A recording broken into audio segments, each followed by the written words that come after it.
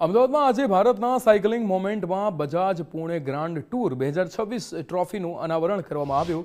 Bajaj Pune grand tour 2026 ટ્રોફીના અનાવરણ કાર્યક્રમમાં ગુજરાતના સાયકલિંગ એસોસિએશનના secretary doctor Bharat Patel, BYCS India ફાઉન્ડેશનના ડિરેક્ટર અને CEO ડોક્ટર ભૈરવી જોશી હાજર રહ્યા હતા. મહારાષ્ટ્ર સરકારના સમર્થનથી પુણે જિલ્લા વહીવટીતંત્ર દ્વારા આયોજિત બજાજ પુણે ગ્રાન્ડ ટૂર 2026 એ ભારતની અગ્રણી આંતરરાષ્ટ્રીય સાયકલિંગ ઇવેન્ટ છે અને દેશની પ્રથમ UCI માન્યતા પ્રાપ્ત પુરુષો માટેની pro stage elite road race છે. આ રેસ વિશ્વભરના પસંદગી પામેલા સાયકલ સવારોને ભારતીય રસ્તાઓ પર સ્પર્ધા કરવા માટે લાવશે, જે ભારતને વૈશ્વિક વ્યાવસાયિક સાયકલિંગ કેલેન્ડરમાં મજબૂત રીતે સ્થાન આપશે. ટ્રોફી ટૂરનો આ અમદાવાદ ટૂરનો તબક્કો શહેરના મજબૂત રમતગમતના પાયા અને ભારતમાં સંગઠિત સાયકલિંગના વિકાસમાં તેના વધતા યોગદાનને પ્રકાશિત કરશે.